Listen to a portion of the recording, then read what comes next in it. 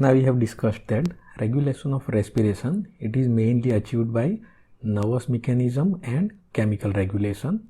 But apart of this, respiration, it is also regulated by certain peripheral reflexes and some other factors. So we are going to discuss those in today's lectures. Respiratory centers, they get various afferent impulses. First, that is afferent impulses from higher centers and afferent impulses from non-chemical receptors.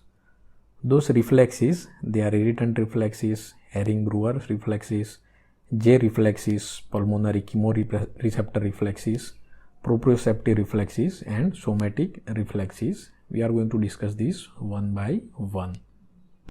So the voluntary control of respiration, it is mediated by a pathway which originates from neocortex, and this pathway, it bypasses medullary respiratory centers and it projects directly to the spinal respiratory neurons.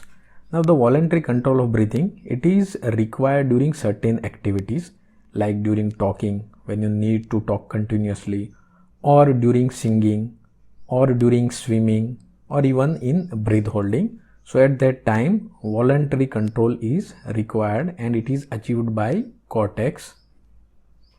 Now the important thing in voluntary control, that breath holding, it can be stopped voluntarily only for around 1 minute, or we can say 50 to 60 seconds, which may differ slightly in different persons.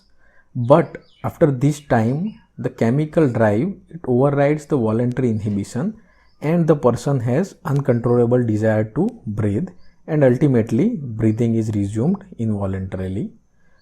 Pain and emotional stimuli, they influence the rate and depth of breathing.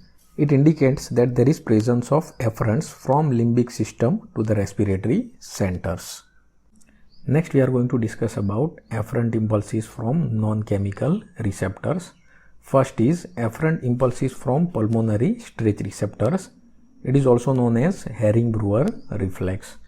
Now the stretch receptors, they are located in smooth muscle of bronchi and bronchioles, and they are stimulated when the lung tissues are stretched, which usually occurs when tidal volume becomes 1 to 1.5 liters. That is particularly seen during severe exercise.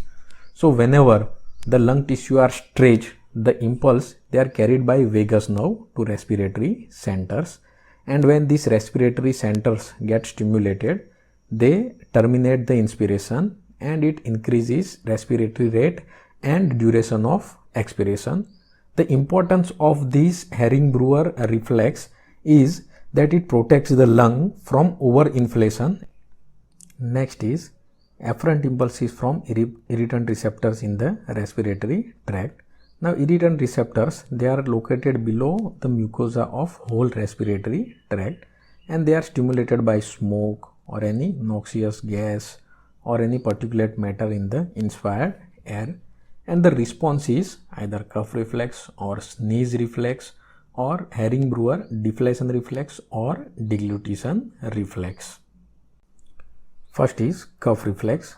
Now this is a protective reflex which begins with a deep inspiration and it is followed by forced expiration with closed glottis.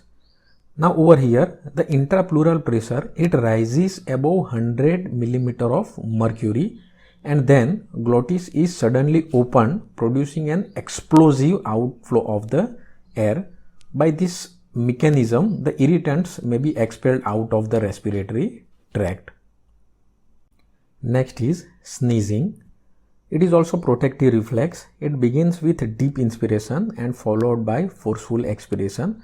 But over here in this mechanism, the glottis, they will remain open. Next is Herring-Brewer deflation reflex.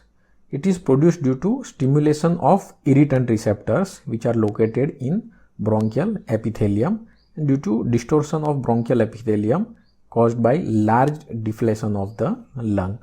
This reflex, it is also responsible for yawning, which occurs periodically. It is due to collapse of the smaller alveoli.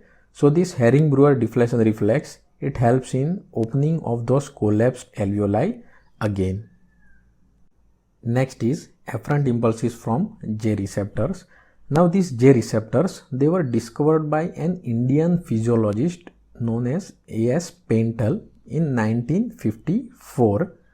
These receptors, they are very close to pulmonary capillaries, and that's why they are named as J receptors, juxtapulmonary capillary receptors. Now these receptors, they are simply unmyelinated vagal nerve endings, and these J receptors, they are primarily sensitive to increase in the content of interstitial fluid between the capillary endothelium and alveolar epithelium.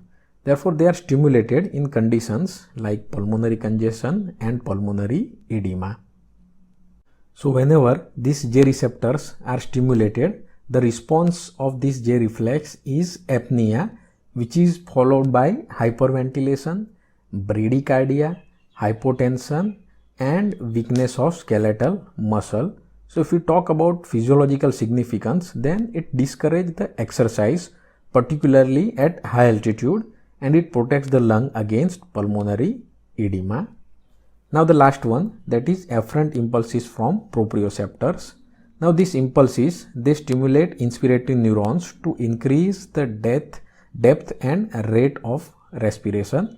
This reflex, it helps in increasing ventilation, particularly during exercise, and the pediatrician, they employ this reflex for initiating first breath in the newborn by slapping the newborn. So this is all about respiration regulated by other factors and reflexes. Thank you.